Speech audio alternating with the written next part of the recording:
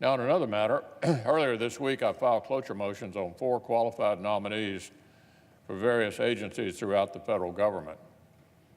I shouldn't have had to. In different times, we may have even considered them on voice votes. But this is where we are, and now it's time to advance and confirm them as soon as possible. Later this morning, the Senate will consider Eric Hargan to be Deputy Secretary of the Department of Health and Human Services. As the people of Texas, Florida, Puerto Rico, and the U.S. Virgin Islands continue to recover from a series of devastating hurricanes, Mr. Hargan's expertise in disaster response and public health will help the department respond to these crises. I look forward to confirming Mr. Hargan soon so he can help coordinate multiple agencies under his supervision to respond to hurricanes, deliver relief, and help save lives.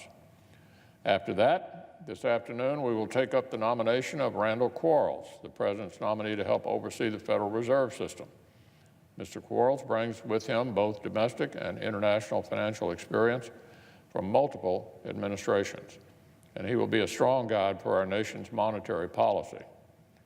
We also intend to confirm Mr. Quarles to the position of Vice Chair for Supervision. This is an essential role created by Dodd-Frank, and it's critical that Mr. Quarles begin this work over at the Fed. Tomorrow, the Senate will confirm Lee Francis Cisna to be Director of United States Citizenship and Immigration Services. Mr. Cisna has a wealth of experience in immigration policy, serving in senior positions in both the Bush and Obama administrations, and then working for the chairman of the Senate Judiciary Committee. He was voted out of committee with bipartisan support, and I look forward to his confirmation to this important role.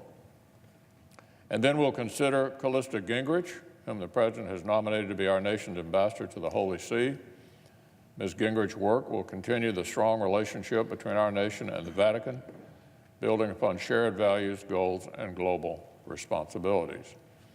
I'd like to thank each of these nominees for their willingness to serve our nation. They're each well qualified and suited for their role, and I look forward to the Senate confirming them very soon.